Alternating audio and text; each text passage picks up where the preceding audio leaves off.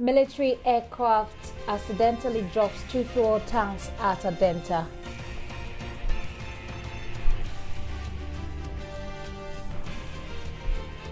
Legal practitioner blames judgment debts on systemic failure, but members of the public are divided on the matter.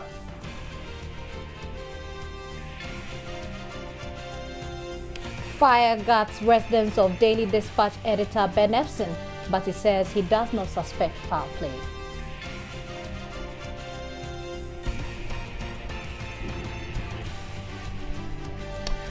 Ahead in the bulletin, we will tell you about Winnipeg's ultra-modern place of convenience. In business, economists endorse conditionalities attached to the IMF's 179 million extended credit.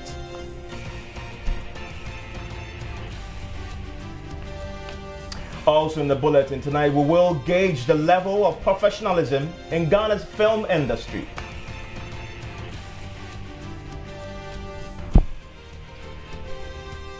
And in sports, Black Princesses prepare for a U.S. training tour.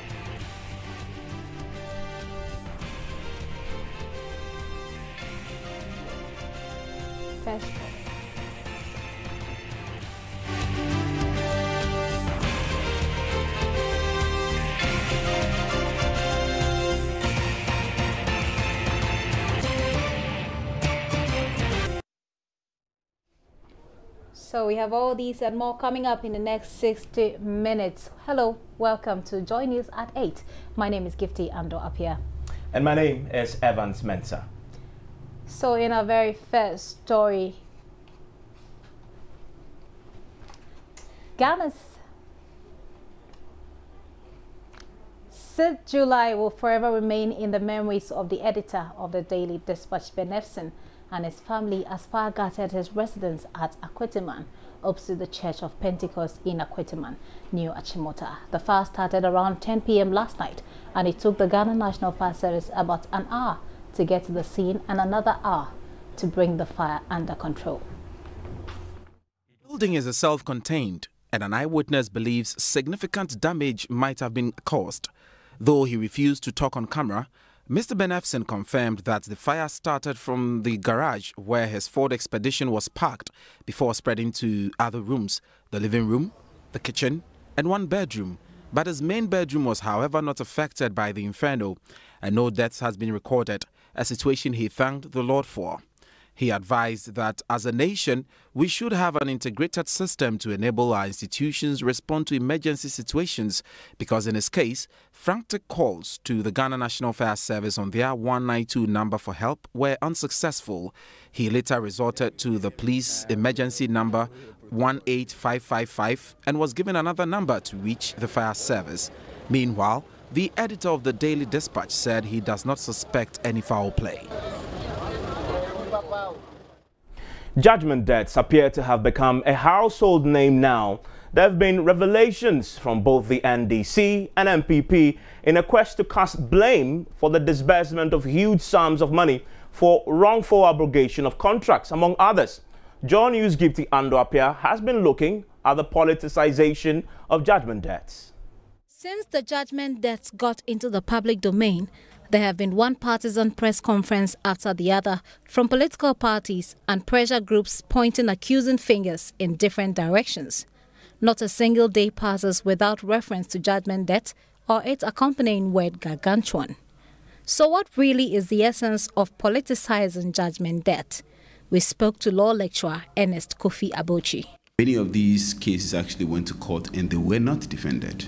Many of the judgments had actually been obtained in default. Clearly, you don't have to be told that there has been a systemic failure, and the systemic failure lies in the fact that these people who are in charge by the system to defend the interest of the states have, as it were, not done what they are supposed to do. But the reason why it became political, two reasons. Of course, there has been a fundamental failure of systems, but also because we're in an election year.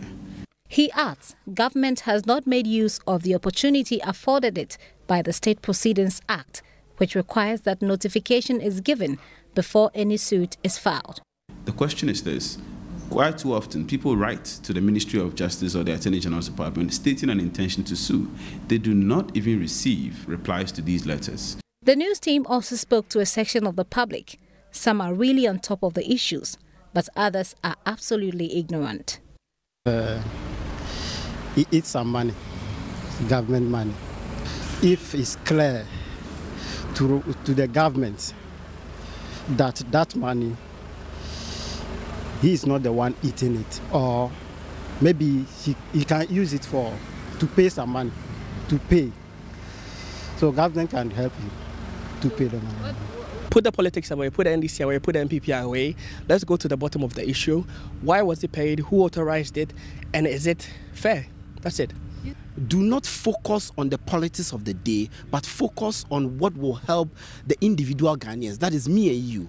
And stop doing press conference on to say, releasing this is what NDC did, this is what MPP did. It won't take us anywhere. It's a way of checking one another. So now people will now be forced, or institutions will now be forced to do the right thing, because you know that if you don't do the right thing, the opposition will blame you. So I think it's a healthy issue. The judgment that I feel very bad when I hear such things on the comment on the radio. Here is a chronology of judgment debts in the media landscape now. City and Country Waste Limited, $12 million. Isophoton SA, $1.3 million. Construction Pioneers, €94 million. African Automobile Limited, $1.5 billion. Great Cape Company of Switzerland, $1.1 million.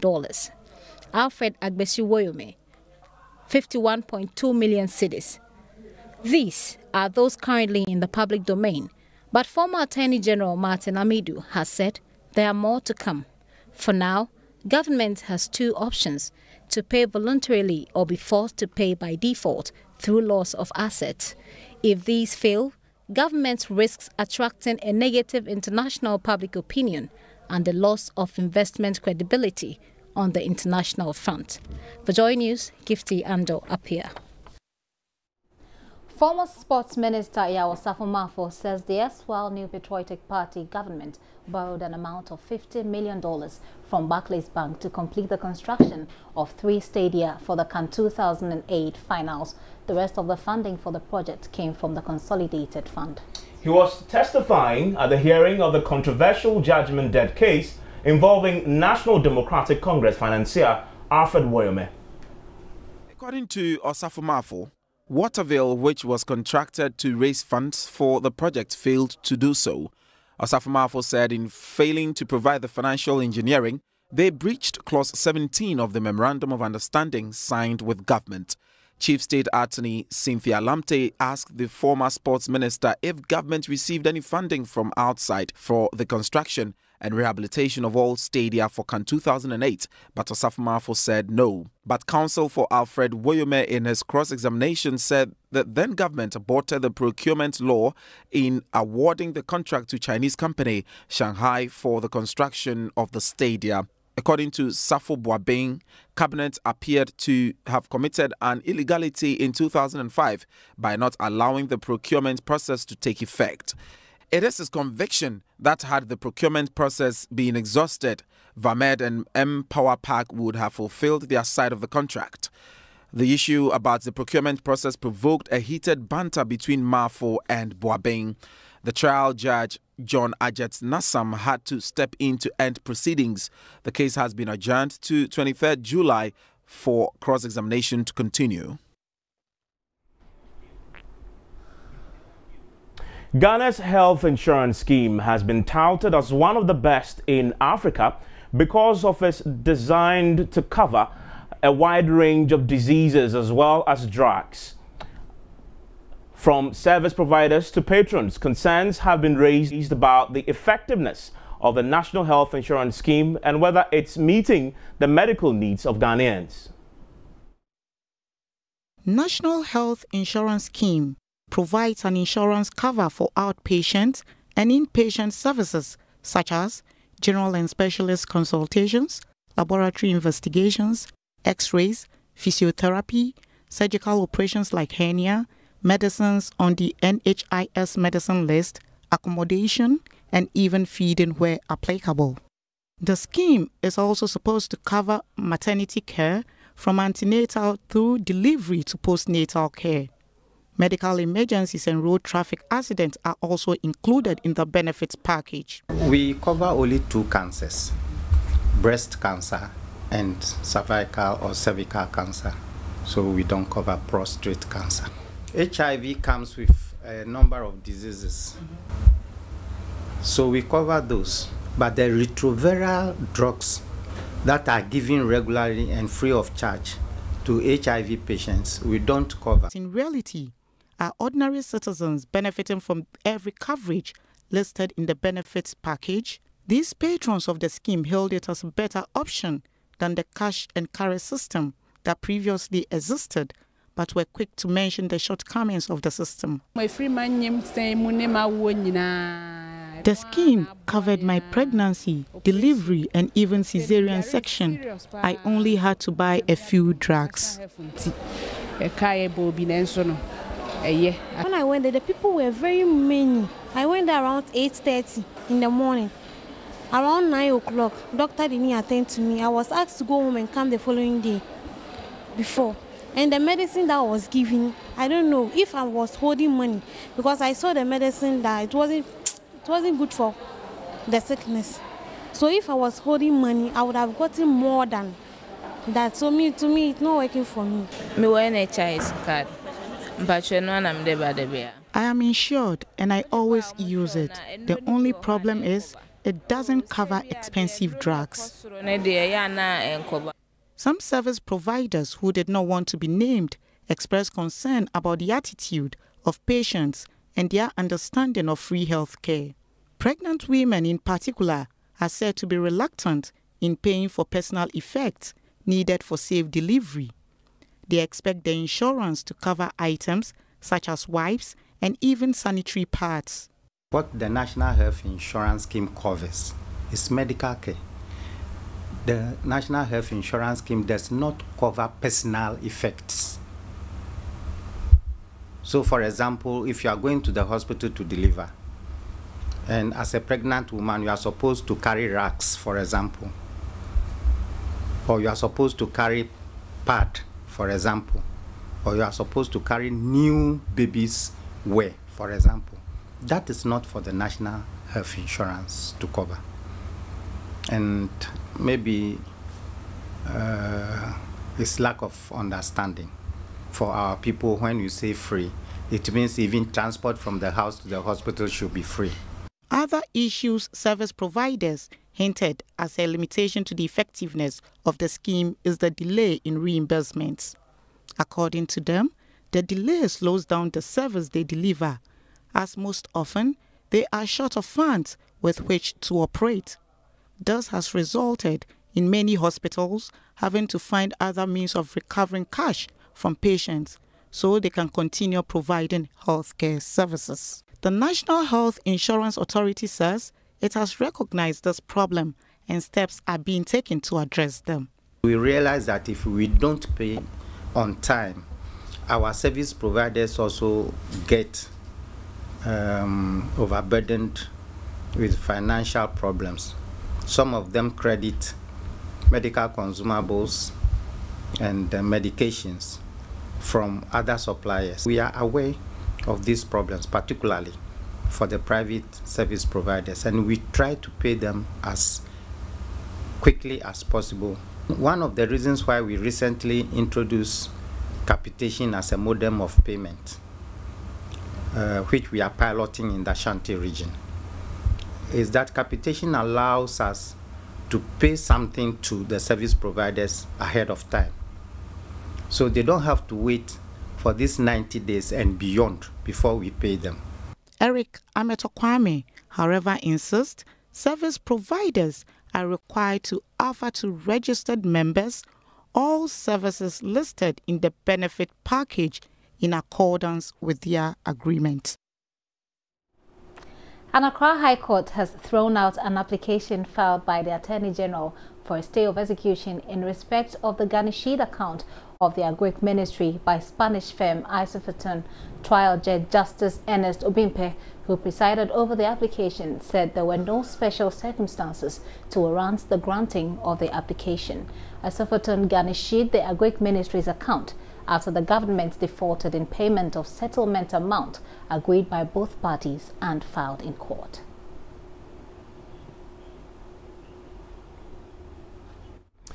Meanwhile, Accra High Court has thrown out an application to amend the contempt suit against CEO of Multimedia Group Limited, Kwesi Twum, and 9 others. The application was brought by David Annan, a member of the legal team of businessman Alfred Woyome. David Annan wanted Mr. Kwesi Twum and 9 others cited for contempt of court for allowing their media organizations to discuss the Woyome matter while the case was still pending in court. Ms. Annan's affidavit in support of the case said, quote, by pronouncing on the ultimate verdict and other matters subject to the jurisdiction and condemnation of the High Court, the respondents have prejudged the matters in contention. David Annan had orally struck out of the suit 6 of the respondents, but lawyer for Mr. Kwesi Twum, Mr. Shadrach Ahin, raised preliminary objections to the procedure adopted by Mr. Annan that the mode of his application was unknown to the law. After a few exchanges, Mr. Twum's lawyers' arguments were upheld and the judge awarded cost of 1,000 Ghana cedis against David Annan. The substantive case will be heard on Thursday, July 26th, 2012. We take a short break. We'll be right back.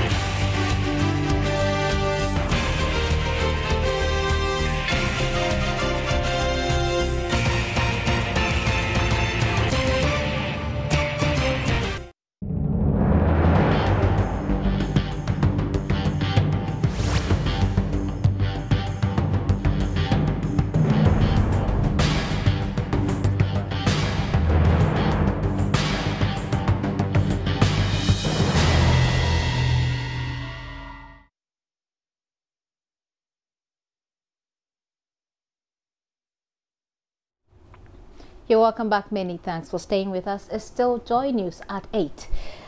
2 fuel tanks aboard a K-8 fighter jet belonging to the Ghana Air Force today fell off the aircraft at the Adentan area during a routine training flight. No one was hurt on the ground and no properties were damaged. The aircraft and its crew returned to base at the Accra Air Force Base safely. Residents of Northeast Angel area at Adenta Sakura this morning at 10:30 were shocked when they heard a falling sound of an object from the sky hit the ground. Apparently, the 2 tanks were the additional tanks of the aircraft which were fitted under its wings. A landlord of one of the houses the falling tanks fell described the incident as shocking. I was in town and my sister called me and she told me, according to her, a helicopter has dropped into the compound. So I was wondering what, and I asked her to check for me if she can see any human being there. And later on, Upon the further check, I realized that it wasn't an helicopter, but just a part of an aircraft, or I guess a jet fighter that fell onto the compound, and then it dug a deep hole and then splashed a lot of things around here. When the news team visited the Air Force base at Burma Camp, Colonel Mbawini Atentande of the Public Affairs Directorate said investigations have commenced and that this incident is the first of its kind as far as he can remember. There was no damage to anybody. The fuel tanks are not damaged. There was no damage to property on the ground. There were no casualties. But one fuel tank fell in an open area, an undeveloped, plot of land, and then the other one fell on a house. There was no damage to anything. It took off at 10:27 and got back to base at 10:35. Just 8 minutes of flying time. According to Colonel Atentande, the flight was sent into the country some 4 years ago and has been working optimally till today when 2 of its tanks fell off. Parliament on Wednesday, July 12, passed the Public Health Bill into law, which saw a ban on smoking in public places. Though the passage of the bill was received with gladdened hearts by most Ghanaians, it seems most people are not very clear as to what constitutes a public place. Dorcas Ankoma finds out. Secondary or passive smoking has been identified to be more dangerous than primary smoking. This is because non-smokers who inhale the secondary smoke from a burning cigarette stand greater risks of contracting respiratory diseases, cancers and other health complications. It is for this reason that a public health bill which includes the ban of public smoking has been passed by Parliament.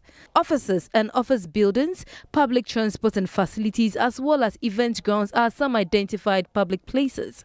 In general, no one is allowed to smoke at any place occupied by 2 or more people when the other is a non-smoker. Go as far away from the other person as possible because your liberties stop where your nose ends. If you're able to assure us that in smoking, you will inhale all the smoke, yeah, but for as long as you're going to put some of that smoke out there for me to breathe not clean air, but air that is affected by your smoke, it's not acceptable. For smokers who think their homes are safe havens for them to smoke, they better think again, especially if they don't live alone. You may own your own house. To all intents and purposes, you may be the landlord of the house. But if you rent that house, that place becomes a public place. If a parent is smoking and the smell of the smoke is everywhere, and you have a little child, you're offending that person on account of the person having to smoke secondary smoke. Even though the law makes room for designated places for smoking to be provided by business operators, Deputy Minister for Health Rojo Metal Nunu says government won't encourage it. If you are a restaurant person who knows that your restaurant is patronized by a lot of cigarette smokers or tobacco smokers or sniffers, the law mandates you or gives you the opportunity to create a designated area where people who serve will not go in. But those who want to smoke will then go in there, and it's only restricted to people who smoke. But then you make sure that the smoke or the scent of the cigarette does not come to the other areas where people are. We will not encourage it because we believe in the principle, which is scientifically proven, that smoking is injurious to your health, is hazardous to your health. It leads to nose, throat cancer,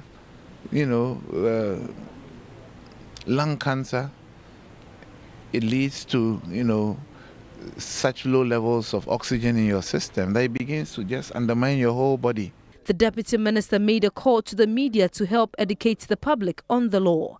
He also asked that enforcers of the law should be empowered to do their work as expected of them. Minority MPs in Parliament today objected to the laying of a paper by the Electoral Commission. The EC is seeking a new constitutional instrument to create new constituencies across the country. But the minority MPs said the matter was a judicial one, which requires a Supreme Court ruling. Rules of debate, part 14 of outstanding orders. We are not talking about any debate here. That governs rules of debate. We are only laying papers. So the issue has not come up at all. There is an issue of laying. Madam Speaker, on that issue, I do not think that there are other issues in terms of the freedom of proceedings which cannot be questioned by virtue of Article 115 of our Constitution. But we have not even gotten there yet. The simple issue is that 93(1) does not apply to laying of papers. We are performing our constitutional duty by virtue of Order 77, as the Honourable Majority Leader rightly pointed out, which itself comes from Article 11 of the Constitution. The law which rests so firmly in your bosom continues to remind us that there can be errors or illegalities that are manifest on the face of the record. Madam Speaker, therefore, I feel a bit disturbed when I hear that nothing can prevent the laying of a paper, no matter its nature, import, in any circumstance whatsoever, as Madam Speaker may rule upon. The Speaker of Parliament, Joyce Bamford-Addo, however, disagreed with the minority and referred the document to the Subsidiary Legislation Committee for discussion and to report back to the House. Article 47(5) of the 1992 Constitution mandates the EC to review the division of Ghana into constituencies at intervals of not less than 7 years or within 12 months after the publication of the enumeration figures after holding off a census of the population of Ghana, whichever is earlier, as may as a result alter constituencies. The EC in 2004 increased the number of constituencies from 200 to the current 230, and according to the Commission, 45 more constituencies need to be created to make the current figure proportional to the newly created districts following the recent release of the final figures of the 2010 population census. Parliament also adopted the report of the Auditor General on the management and utilization of statutory and earmarked funds for district assemblies between January 2005 and December 2007. The phrase state of the art is perhaps the most abused by advertisers. It has become a cliche, but please hear it for the last time. Jojo Kobna in this report says Winneba arguably has the first state of the art public toilet. The WC facility has a hall with seats and a television set to entertain patrons of the facility as they queue to do their own thing. This is your state-of-the-art public toilet facility. It's not just your normal facility, but offers so much more. The 10-seater toilet facility is well kept and very clean. It also has a large hall for patrons to relax as they wait for their turn to use the facility. Patrons have a choice of watching channels because the owner has installed multi-TV satellite dish. Guess what? It costs just 30 pesos to use the place. Many people shied away from the camera, but maintained the place is their favorite. Even workers there would not agree for an on-air camera interview. One may think Winneba has it all sorted, but no. Children scot freely doing their own thing at the beach, with adults also confined to the rocky areas.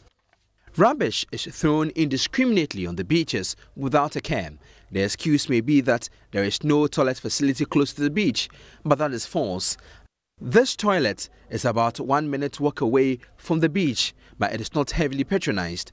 Residents have refused to pay 20 pesos. Managers of the public toilet say coastal dwellers have serious attitudinal problems. Toilet in 2,000 pe. First number would be 1,000 on po. What would you know what company woman or what can ye? What can some man I can 7 times told you say you saw what it show when you go to our bone work also so no worry. And then that's a man way down power than why. What much was that? Mr. For Satan, my child, but anyway day.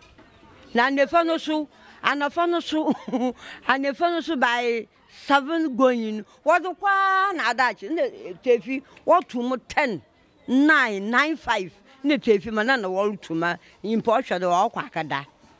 It is still baffling that people would engage in the act of open-air defecation 55 years after independence. Jojo Kobna, Joy News. Preaching on the pavement of busy commercial districts, marketplaces, and even walkways is becoming so popular.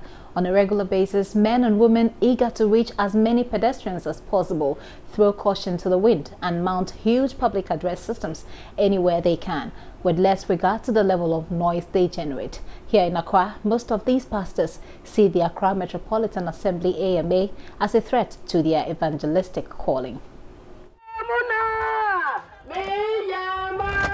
They come with a variety of titles: pastors, preachers, prophets, and evangelists. For some of them, the strong belief that they have a calling by God is enough catalyst to wake up as early as 2 a.m. to make the journey to the vantage points of preaching. I wake up at 2 a.m. because I live at Asamankese. I leave home at 3:30 a.m. and get here at 5 a.m. to start work. I used to be a shoemaker, but stopped so I can do this work. Working from Monday to Saturday is no big deal for these pastors because they are preaching the gospel of Christ. Some of them even abandon their jobs for their current full-time occupation as preachers. Others say they have been sent by their churches to evangelize and are held accountable for number of souls they bring to church and the amount of money they bring as offering from the streets. I'm doing this in the name of my church, so the church is sponsoring me. I give an account to the church because it is the church who sent me.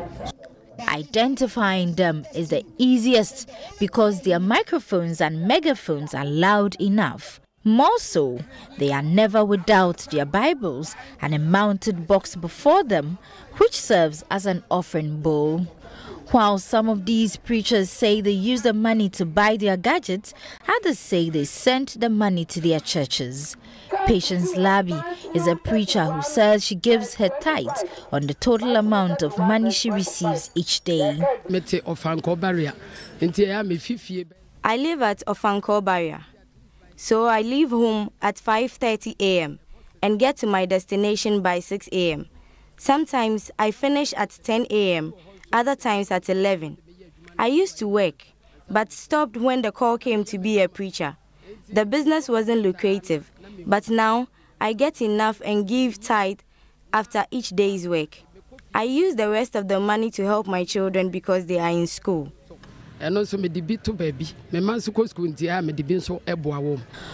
some pedestrians think the effect of pastors on our pavements is a positive one, others disagree, saying they steal from people and limit the passageway rather than preach the word. Not all preachers preach for money. Some preach for people to change their bad ways. So if they preach and I have money, I give them some. The pavement is meant for people to pass, not to preach. Some of them are just there to collect money. They don't even preach. They don't even give the word of God.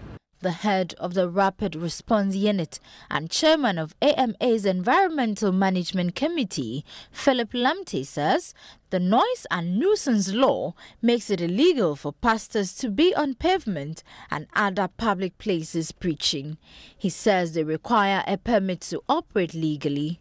Task force officials mandated to arrest these pastors sometimes choose to rather walk by, look on and return to the office for fear of being labelled as wicked or non-Christian, simply for doing their jobs. This preaching activities on the road becomes illegal when we decide to apply the laws on the noise making or noise nuisance. They are supposed to take permits before doing any activity on the pavement. Unfortunately, most of them doesn't do that, and you realize that you see them operating on the pavement and the permit on the roads, blocking pedestrians from having free movement on the pavements.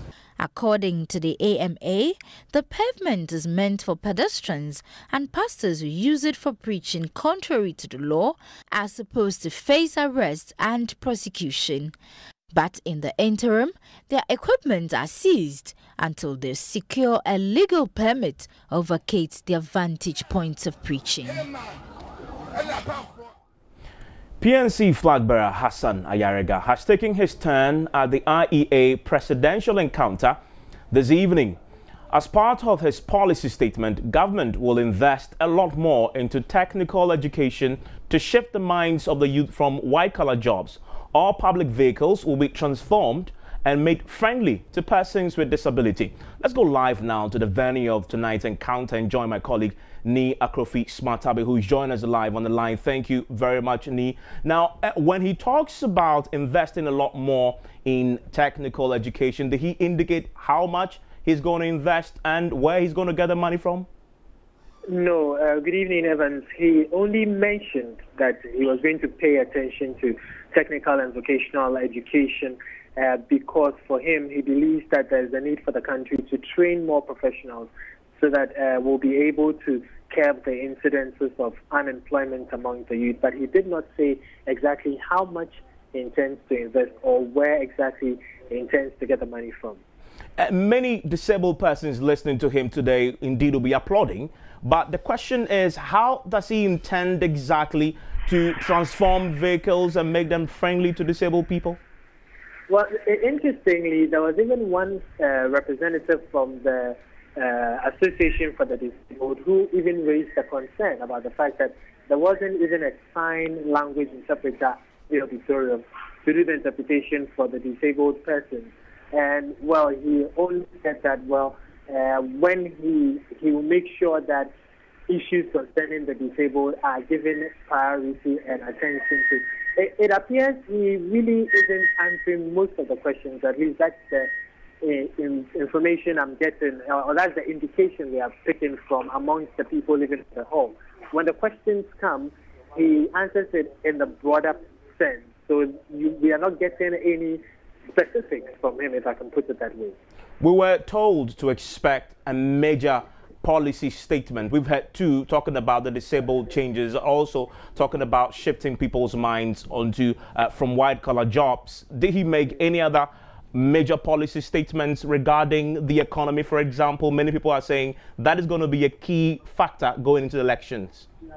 Well, okay, he made a few interesting comments. One, for instance, about the fact that he was going to introduce a national youth employment module on fishing, and then he was also going to ensure that the agricultural sector gets the attention that it deserves, because for him it is one of the fastest growing sectors of the economy, and he thinks that it is a very important sector that needs to get all the attention that it deserves. And he said that the PNC will actually revisit the Operation Feed Yourself program implemented under the Champong regime to see if it is still something that the PNC can make sure that they reintroduce as far as the agricultural sector is concerned. So yes, probably that could be one of the major things that he has said tonight.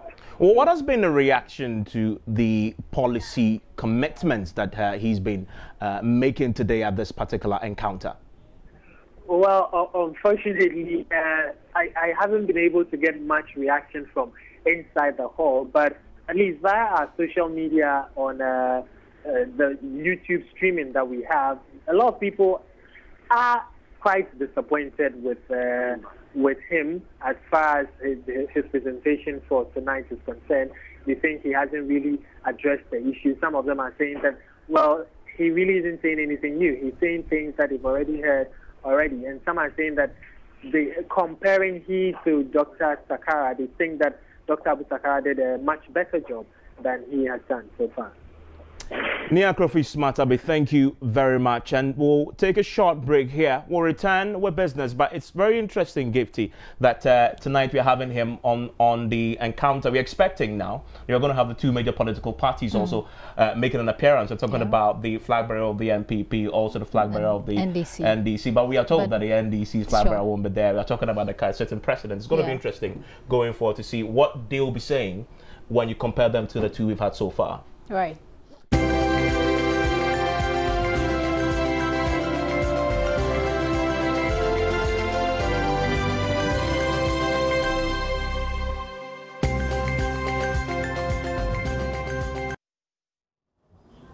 Hello, good evening and welcome to the business segment. In our first story for today, the International Monetary Fund, IMF, has approved a $179 million disbursement to Ghana. This amount is the final installment of a $581 million total due to Ghana under the IMF's Extended Credit Facility Program. Now, though the money has been approved, it came with warnings and recommendations for fending off macroeconomic stability. Short-term economic risks such as the rapid depreciation of the cedi, fallen reserves and energy subsidies have put some fiscal conditions on Ghana's disbursement from the International Monetary Fund, IMF. An IMF press statement stated that Ghana's monetary policy reacted slowly to the cedi's depreciation and inflation, thus there's a need for fiscal reform. Economist Dr. Joe Abbey believes these conditions are necessary.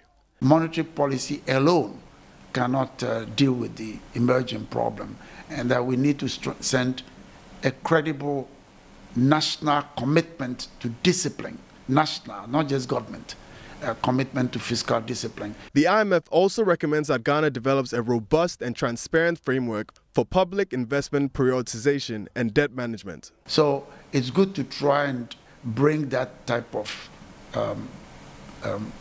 deficit measure into balance or even surplus, so that we don't blow up the debt. And these are parts of the ways in which you are advised to keep an eye on your debt and debt management. Economist Professor Peter Quartey says Ghana has the capacity to realize the IMF's conditions and should do so. And it goes back to the IMF suggestions, proper financial management. If you have a financial system where you can track every penny that is pumped in, where it goes to, then it gives people confidence in the system you have created, and they can put in more money. Dr. Abbey says the money should be used to build human capital. On the other hand, Professor Quartey thinks the government should invest in the agricultural and manufacturing sectors to address unemployment. For Joy News, Papose. So that will end the segment, but we'll have some smart investment and market data.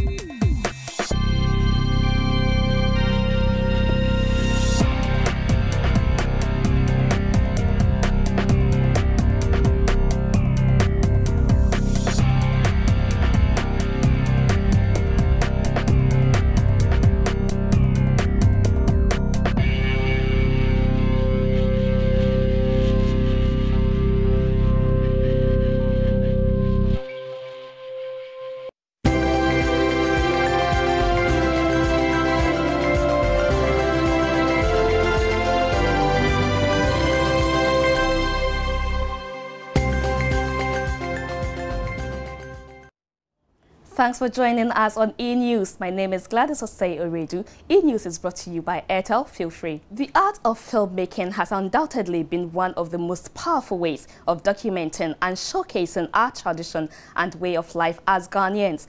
The Ghana film industry has had its share of choppy times and often received criticism for non-professionalism in the education of the art. Ace Ghanaian actor George Williams is one of thousands of movie enthusiasts who are fast losing their fascination with the current state of the Ghanaian movie industry, which he says is substandard. Marriage of man and woman. Memories of the good old days when movies produced here projected the country's traditional values in a manner which appealed to Ghanaians. But times have since changed, as most movies produced in recent times have been said to fall short of the professional standards. George Williams is one of Ghana's seasoned actors. He is currently the academics director at the Accra Film School here in Accra. He shares some insight on the talent who once worked in the movie industry. I reached a point in time that I think that I have to share my knowledge with and experience, of course, with some of the up-and-coming people who are anxious to go on the right way. GFIC taught a whole lot of people, and they have set a pace which unfortunately has been overrun by all kinds of people who want to make films and who have practically no idea and always disregard the ethics and put in the market whatever it is they think they can sell. For George Williams, the lack of professionalism and training in today's film industry warrants the establishment of film schools such as the Accra Film School to bridge the gaps in the industry. Unfortunately, I don't think that we are making any great strides, because I think that we have lost focus. And my stance is that we are throwing everything to the wind. And you can't build up an industry like that. Started some 6 months ago, the Accra Film School offers courses such as directing, digital video editing, graphics design, 3D animation, video and still photography, film makeup, acting, TV presentation, producing, screenwriting and art direction. They also do corporate training in communication, documentary production and advertising, as well as consulting for film producers. The school recently organized a workshop on script writing for people with a flair and passion for writing for the screen. Rex Anthony Annan is director of the Accra Film School. We are looking at training.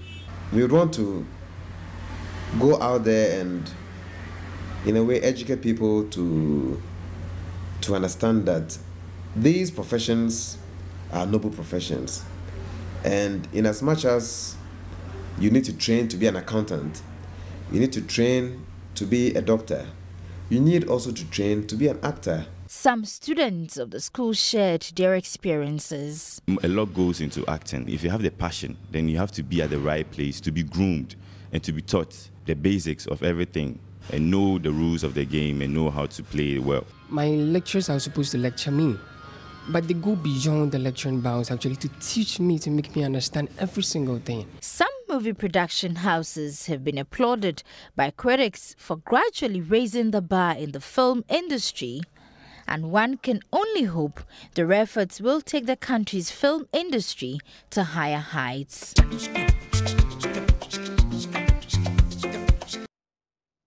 Before we leave you on E-News tonight, one more story. The 2012 Black Entertainment Television BET Joint Best International Acts from Africa, Sarkodie, will be rocking the Big Brother Africa Star Game Show on August 5. He will be the second Ghanaian to perform at this year's show after hip-hop artist Manifest thrilled Africa during the live eviction show on Sunday, 24th June.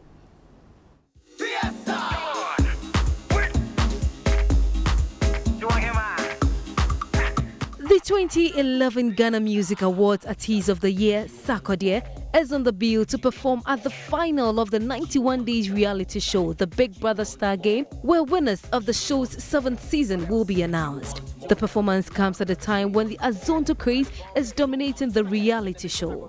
The Azonto dance has been championed by Ghana's representatives to the show this year, with all housemates having a go at the popular dance craze at one point or the other. Ghana was represented by comedian Derek Kobina Boni, DKB, musician Mildred Ashon, known on stage as Easy Baby, and Keita, a model and brother of Hip Life grandpapa Reggie Rockstone. With DKB and Easy out of the show, Ghana's hopes now rest on Keita, who has set a record as the best performing housemate till date. By force, be the witches once and I get him a body and I'm going to maintenance. So what else? Charlie, she wants more. Hello there, good evening, and in the latest in the world of sports, Ghana's under-20 female soccer team, the Black Princesses, will embark on a training tour in the United States of America ahead of their World Cup tournament. The Princesses qualified ahead of Cameroon with a 4-0 win. The FIFA Under-20 World Cup starts on August 19. Done enough work at home. We believe that when they are exposed outside, with the kind of preparation that they will get in US, I believe they will be in shape for the championship. They've done very well. We have been watching them in training, and we've been seeing the friendly matches that they have been playing of late, and they've all been very positive. But then, like I said, they need the exposure over there, especially playing against the whites, and that is also part of why I think they want to be in US. So with all this, when they get this exposure, I believe they will be able to overcome whatever complexes that they have. And it's a very good idea. The captain of the side called for support and prayers from Ghanaians, and she promised that the Princesses led by her will not go look at Japan, but go and win in Japan. Hopefully there are more programs ahead, and I think you were here to capture. You could see everything is moving on well. We are training very hard. Group in which we fall in itself, makes us we have to put in more. The group is a tough one. We are not intimidated at all. We know with hard work we can get far. So that's what we are trying to do right now. The Confederation of African Football (CAF) has mandated the Ghana Football Association to organize a training course for Ghanaian coaches. 30 local coaches are partaking in the 2-week License A certification program at the Ghana Soccer Center of Excellence in Pram. The CAF License A training course, which began on July 7th, is to give our coaches the international standard. The course prefect, Coach J. Sapon, spoke about how important the initiative is and believes after the second part of the course in December, they will be on a different platform in terms of coaching. It has been very beneficial to us in the fact that the scientific aspect of coaching has been introduced into this course. And this being the highest level of coaching now. From here you move to, pro license. So the demands here are greater than what we did in License B or intermediaries, License B and the C, and it's very demanding because the old men or the coaches will have to take part themselves to feel, how the players will feel when they go back to their clubs. But I think the level of expectation here has been very high, and if we are able to transform what we have learned here into our clubs, barring any hitches, I think the level of our game will be high, and the development of the youth will be on the priority. We'll soon find out what happened on this day in sports, but before then in boxing, a group calling itself the Committee for Professional Boxing Stakeholders of Ghana has accused some politicians and individuals of the National Sports Authority of masterminding the Ghana Boxing Authority's inability to elect a new executive from Congress. The mandate of the current Samuel Kaptan-led administration ended on June 28, 2011, causing some agitation among stakeholders of the sport.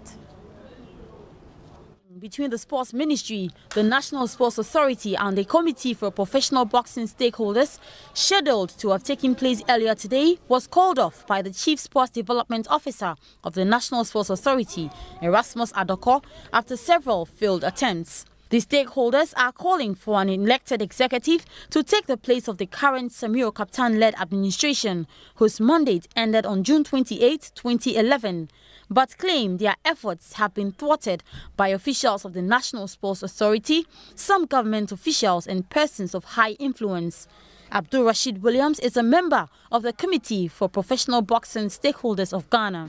The only problem is that it is the National Sports Authorities, Mr. Adoko and Agla, who are not doing their responsibilities, because the minister have ordered them to go ahead with the Congress. All the 32 associations under the National Sports Authority have gone to Congress, except, I say except, Ghana Boxing Authority, which is being influenced by some political leaders. There are some politicians who are doing that, and those politicians are Ododio, and we are telling them to stop. Meanwhile, some of the aggrieved stakeholders are threatening to form an independent association to steer the affairs of professional boxing only in the Greater Accra region if elections are not held within 7 days. The only thing I have to tell Ghanaians, and then we the coaches now, we are telling this administration or the sports council up to next week. If we didn't hear anything about the election, I think we are going to advise ourselves. We are going to register the Greater Accra Professional Boxing Association, because with the gyms we have here is almost 42 gyms we have in this Accra here. So we have a bosses. We are not going to use the Ghana Boxing Authority. They can use their own authority, but it's this democracy.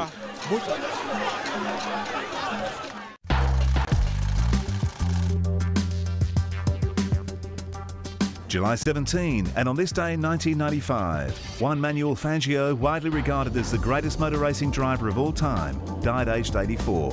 The Argentinian won 24 of the 51 races he contested, was world champion in 1951 and the 4 years between 1954 and 57. His victories were all the more remarkable as he broke his neck in 1952. Undaunted, he returned to racing the following year, but retired at the age of 47 because of concerns about the safety of drivers. His greatest victory came in the 1957 German Grand Prix at the Nürburgring circuit, when a lengthy pit stop left him 48 seconds behind his Ferrari rivals. Fangio broke the lap record 10 times to win the race by 3.6 seconds.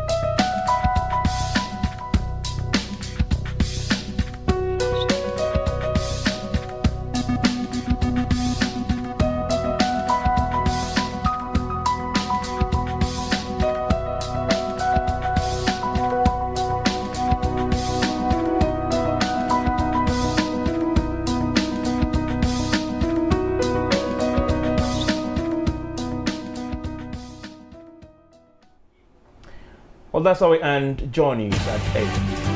My name is Evans Mensah, and I've been here with Gifty Ando Apia. Many thanks for staying with us. Have a lovely evening.